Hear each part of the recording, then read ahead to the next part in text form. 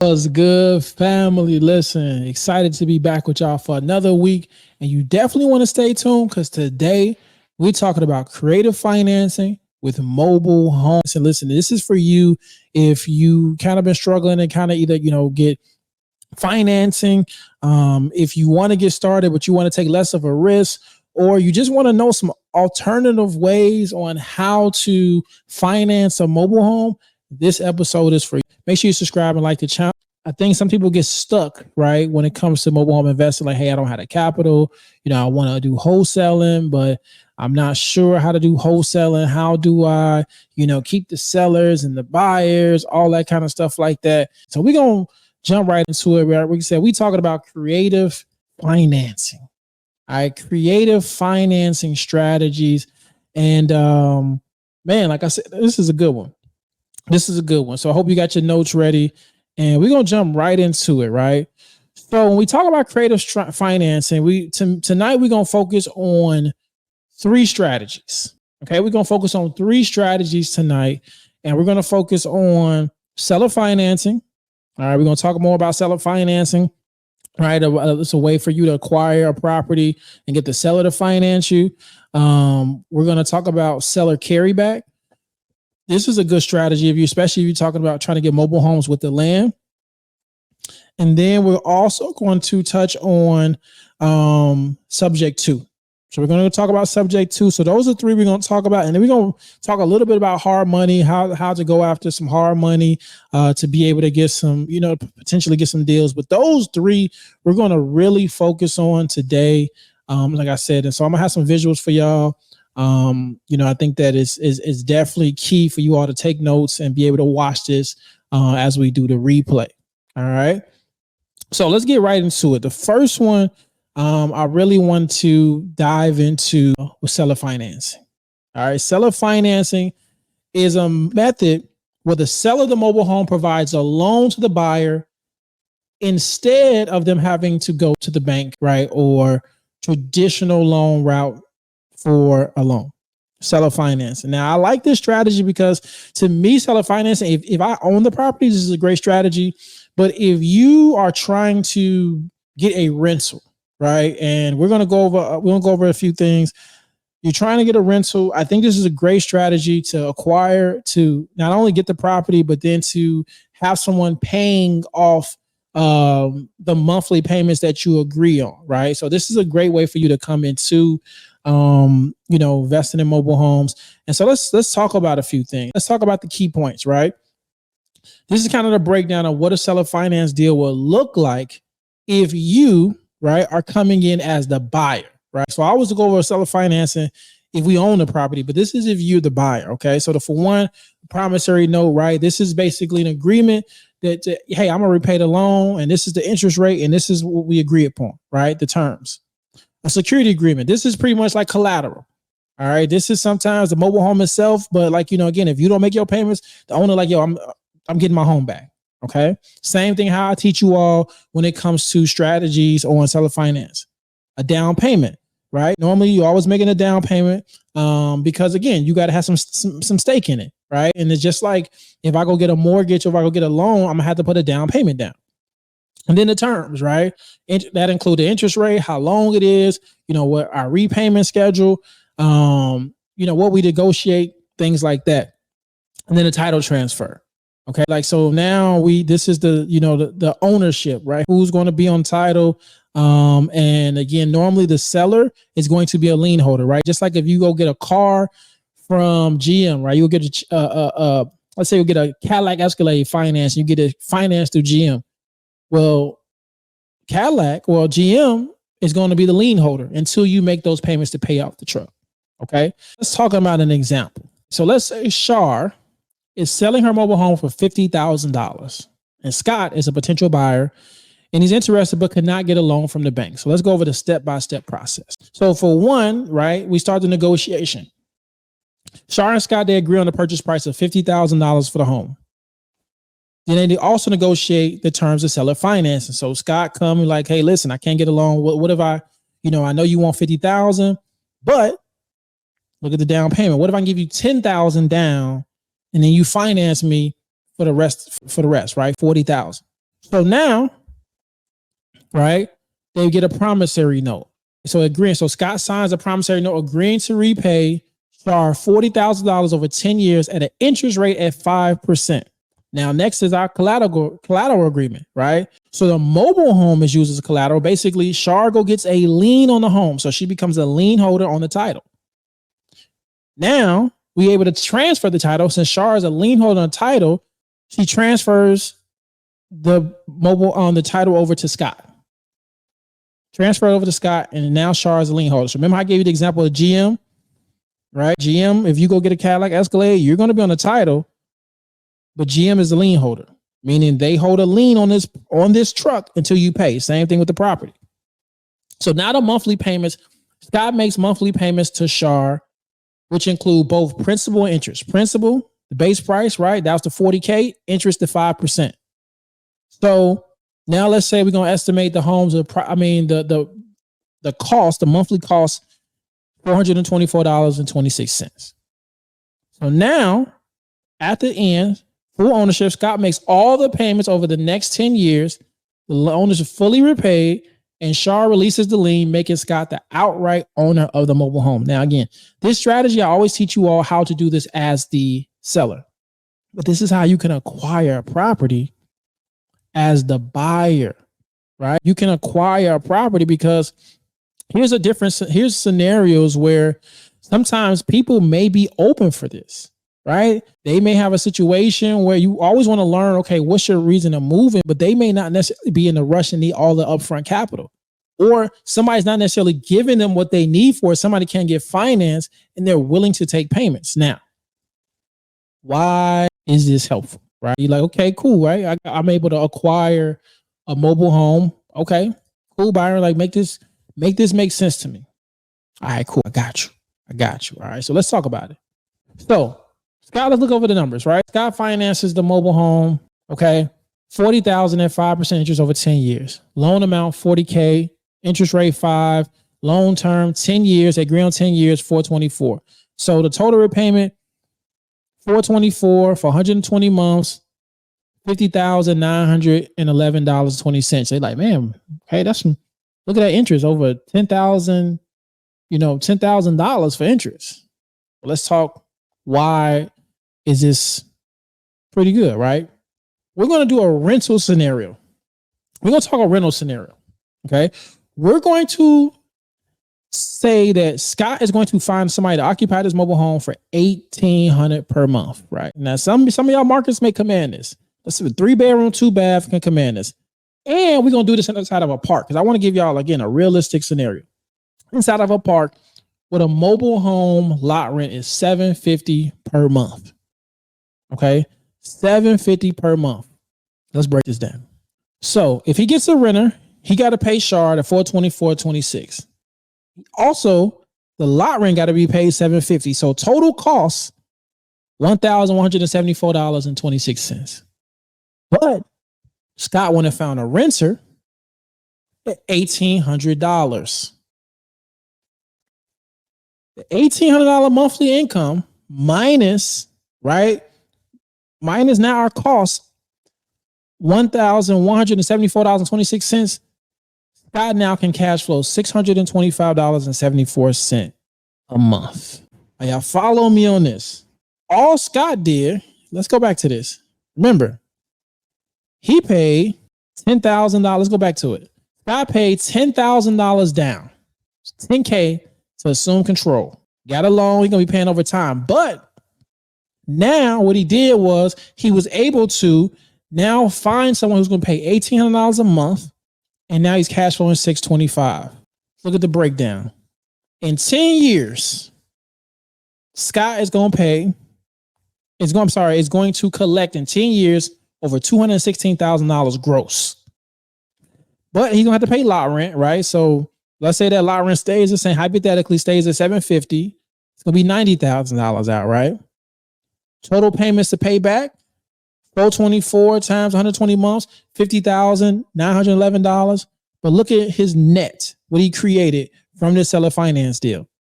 Scott was able to, again, gross look good, right? $216,000, paying a lot of money in lot rent, but that's just in the park. but we're going to go over some more examples. And he had to pay his loan back, but he was able to net $75,000 from, if you look at it, originally a $10,000 investment, because that's what he put down just to secure control over that deal. Let me know in the comments if that makes sense to you. All right. And the reason why, to me, this is key. Now, can you do this in parks? Yes, you can do it in parks. You can do it in parks. Would I suggest you do it in a park? Not really. Not that long. Not for no 10 years. If you, I mean, it depends on what, how long the loan, how much they owe, and depends on the location. But it's a scenario. And the reason I want to give you all that lot rent scenarios, because we're gonna go over the next thing, and I think you're gonna really see what the numbers really make sense. But still, my man turned 10K to 75,000, because remember, 10K was what he had to invest, and then after that, everything else until that 10K was paid was profit, because he had a tenant that was paying the rent. Now, here's real life: 10 years to have a 10-year tenant is amazing. So we're gonna have to count for some vacancies, right? Could possibly have, over that time, could possibly have some vacancy within there. Right. So let's say, when I say vacancy, if tenant moves out, it may take a month, 2 months to fill in, or he may have back-to-back, may have a long-term tenant that stays 5 years, may get another long-term tenant that stays another 5 years. We have different scenarios. But again, I wanted to show you all just the numbers on how to do seller finance. All right. You never can say, well, I don't have any money. I don't have credit to get in this. Like, I don't know how to get in this. Like, you ain't got no excuses. All right. So I'm going to show you. So let me show you another strategy that you can use, especially when it comes to mobile homes that come with the land. A lot of you all, South Carolina, North Carolina, Florida. Just a lot of markets where there are mobile homes that come with the land. So this is called seller carryback, right? This is like a two-part deal when it comes to, this is like a two-part deal when it comes to mobile homes, with the land. I think this is something that it sometimes is more riskier for you, but it may sound good to the seller, especially if you're getting a seller that's giving kind of pushback on a deal, right? So similar, this is in the same wheelhouse of seller financing. But owner carryback is when the seller of the property not only sells you the land, but they also finance you the purchase of the mobile home itself. So what I like about this is you're making an arrangement for both. Like, hey, listen, so you got the land, you got the mobile home, let's make a deal. And this just gives you more flexibility. So let's talk about the key aspects of it, right? Two-part sale. The transaction, and there's mostly known as a dual component sale, but the transaction typically involves two parts, right? The land and the mobile home. The seller provides really the financing for the mobile home, promissory note, and again, another collateral agreement, right? Security, basically, right? So the buyer signs a promissory note, agreeing to repay the loan. The manufactured home is used as collateral. Now, is again in its down payment. Okay, the buyer makes a down payment. It's going to reduce the loan amount. This has flexible terms. Very flexible in this. Ownership transfer, again, just like seller finance, right? The title can go in the for the manufactured home, and then later on, the land can be transferred to the buyer. And the same thing, the owner's going to retain a lien on the property until it's repaid. And now the buyer a lot of times has more flexibility in renovating this. So let's give you an example. Okay, Keisha is selling the property, and that includes the land and the mobile home. Malcolm is a potential buyer, and he like, yo, listen, I can't go get bank financing, but let's make a deal. So they negotiate, and Keisha and Malcolm come to an agreement. Like, listen, I'll make a purchase $100,000 for the land and the mobile home, and then negotiate the as far as the owner carryback agreement. Now, first they go into a promissory. Well, actually, let me rewind. The down payment. Malcolm give 20 bands down, 20,000. So now he owe 80K. They signed a promissory note to repay Keisha 80,000 over 15 years, and they do an interest rate of 6%. So again, the security agreement, the collateral, the mobile home is used as collateral. He should go get a lien on the mobile home. So in this case, again, if Malcolm stopped paying, Keisha could take back the land and the mobile home. Now, Keisha can go deed the land and the manufactured home title to transfer to Malcolm, right? Becomes the owner. Keisha holds the lien on the manufactured homes. Malcolm make monthly payments. Payments go to principal, go to interest. Malcolm can renovate, right? He decided to do some things. Again, he don't have to go to the bank and go get a construction loan. He don't have to do a 203K loan. He can just, again, this is in his deal. Let's look at our numbers, right? So let's say Malcolm says, you know what? I'm going to rent the property. I'm going to rent the property out. So he go put on the market for $1,800. So monthly payments, he paying Keisha now, let's say $675 a month. And his rental income, $1,800. So if you do that $1,800 minus the $675, he's netting $1,024 a month. Remember, this is the mobile home in the land. We're not dealing with a park no more. He's netting over $1,100 a month. Let's look at the final breakdown. Total rent collected, $324,000 in 15 years. The property was only $100,000. Total loan he had to pay back. Yeah, he had to pay back $121K. That's okay, right? Because look how much he made. But wait, net income over 15 years, the $324 in gross minus the $121 from the loan payments, $202,000. $446 to be exact. From him doing a seller carryback, another form of seller financing. This time he put $20,000 in, skin in the game, and he was able to create over $202,000. Here's the thing. Everybody's like, well, I don't have 20K. Again, these are just examples. You can be as creative as you want, right? These are just examples of how to be creative in this without maybe not even having to use your own capital. Subject 2. What I like about this is a little different because normally in seller financing or seller carryback, the seller owns the property, right? The seller owns the property. In subject 2, they have an existing mortgage. Now, this one a lot of times is more.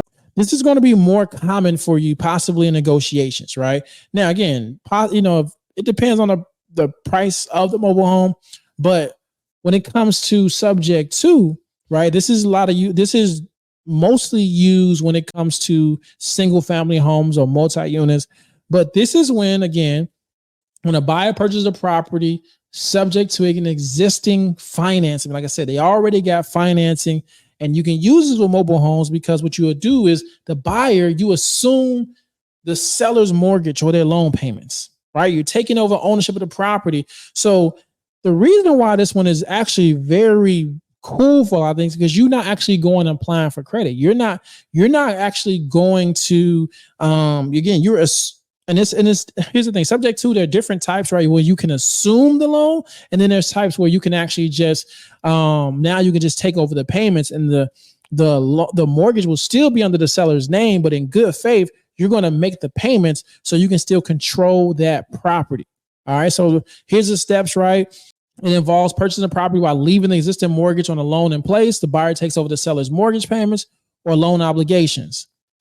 Purchase agreement. Okay. The buyer and seller enter a purchase agreement that specifies the sale to that is subject to existing financing.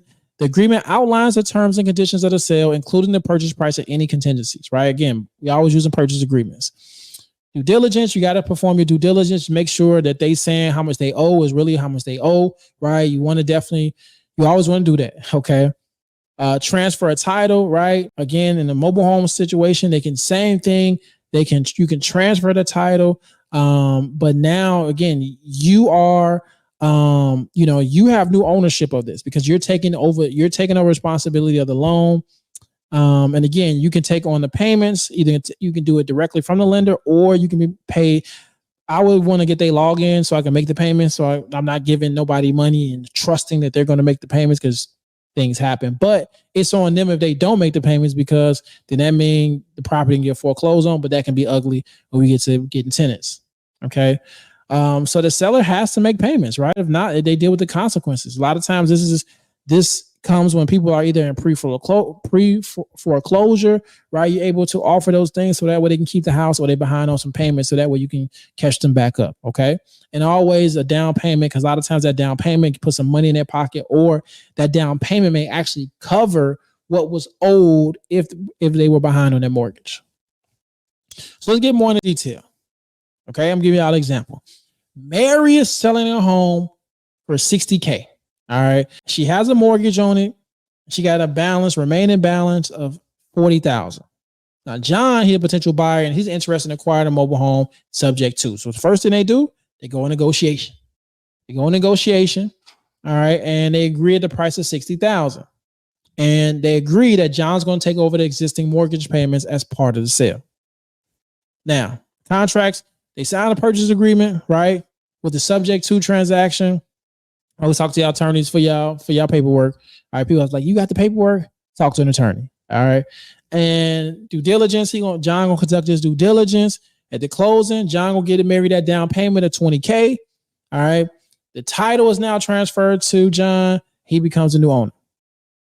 Now, again, as just existing mortgage, he now assumes the responsibility for making the remaining mortgage payments directly to the lender, right? And again, the terms of the mortgage, including interest rate and repayment schedule, they all remain the same. So let's give the breakdown. Purchase price, $60K. Existing, $40K. So remember, he put down $20K, right? So purchase price, $60, right? Minus, and where that came from, she wanted $20.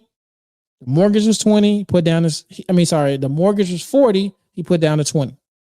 So John purchased the mobile home for $60K, subject to Mary's existing mortgage of $40K. John pays Mary the $20K, got responsibility. John finds a renter who's willing to pay $1,500 per month to occupy the mobile home. The monthly payment, right? So let's say that the monthly payment she paying for the mortgage Mary was paying for $50K. So rental income, okay, $1,500.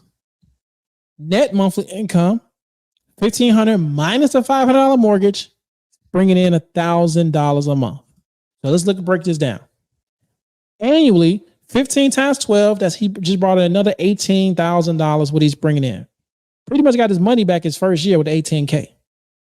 Right? Now he's making mortgage payments, $500 for 12 months, right? $6K. So if you look at his net income for the first year, he made $12K. Pretty good, right? So let's say there's 8 years and 2 months left on the mortgage because she only owed $40,000. So total rental income, $1,500, right? Times 97 months, $146,000, $670, right? You're going to have to pay the mortgage with interest. That'll be $48,000, almost $49,000.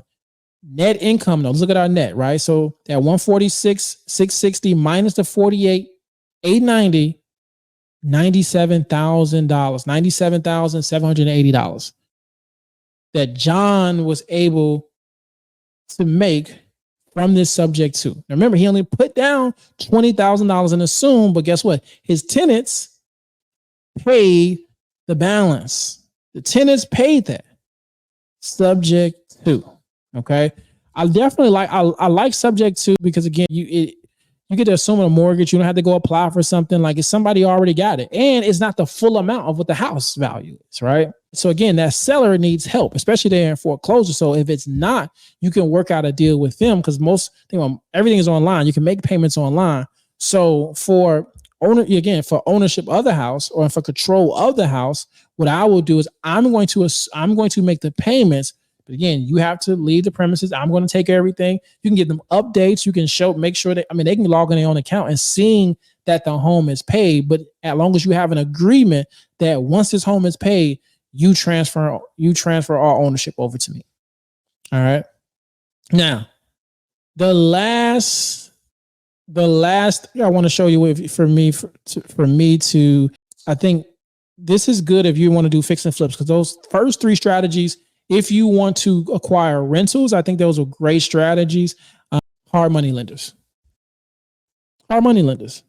It's okay to pay a little bit higher interest, right? If you're going to do a flip, there are hard money lenders that will lend to mobile home. Now, what is a hard money lender? Hard money lenders are normally either investment groups, they're individuals, they're companies that lend capital, and not all, right? Some lend without even needing to pull your credit, right? A lot of times, sometimes it's based on the deal. Now, some still you need, there's a lot of hard money lenders like, hey, listen, you need at least, 620 or 640, whatever that may be. You need a 20% down payment or whatever, 10% down payment, or whatever that may look like. But there are a lot of hard money lenders out there that if you have a project and that project may take only 30 days to complete. And then depending on how fast you can market it, but you may have a term of a 3 month, 6 month, right? If you can get a decent term, now you can leverage a hard money's a hard money's lender's capital to do a fix and flip deal. Now, this is just my honest opinion. I will only encourage you to use a hard money lender if you will be doing a deal not in a mobile home community. I don't really think most hard money lenders will even lend to you if that deal is in a mobile home community. Now, if you find a mobile home that comes with the land and it needs to be renovated, look into a hard money lender, right? This is just another creative strategy for you, right? It's the same thing, just like a single family home, right? The difference is most likely the asset going to cost me less. The renovation is going to cost me less. Okay. And depending on where it is, I want to find a specialized realtor who specializes and already has buyers lined up for mobile homes. Now, that's one of the things that, I always encourage, again, if you come into my community, I'm always going to teach you those things. But one thing also to be aware of, if you're going to use a hard money lender, the interest rates are higher. You can be looking at 11. It depends, and they take points off. So not only the interest rate can be high, they can come in and be like, "Yo, it's going to be 11%, 13, 15%." But here's the thing: you have to have a strategy. So, for example, if I'm going to use hard money, okay, and I'm going to use hard money, and let's say again it's 15%. The deal has to make sense. All right, the deal got to make sense. Like for me, if I know I got to pay 15% back, then my ROI has to be at least 40, 50% plus for me to even take that deal. So you always got to know your numbers. It's just not like, oh, let me just borrow this money and do this deal. Like, no, the numbers have to make sense. So not only I know I got to pay back this money, but I got to make sure my profit, right? I got to walk home with a good profit. So I'll give you an example. If there's a deal and let's say I need all in, let's say it's 80K, right? $80,000. And it's going to cost me that 80K is going to cost me another $12,000, right? So all in, I'm looking at 92K for my project. Okay.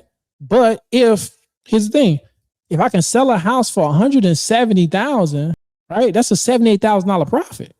Here's the thing, even after I have to pay, if I had to use a realtor, okay, if I'm paying upwards of 4%, 6%, I'm still walking home. I'm still coming, with at least $60,000 profit. So, it has to make sense if you're going to go that route and you're going to use a hard money lender. All right. Definitely has to make sense. So yeah, man, listen, those are basically those four. If we go back over, we talked about seller finance. And if you come on late, watch the replay. We talked about seller finance and we talked about seller carryback. We talked about subject to, and then we talked about hard money. I think that these are ways that you can get into mobile home investing and you can be creative with it, right? Yes, we talk about wholesaling all the time. We talk about fix and flipping mobile homes. We talk about, leveraging, buy and holds.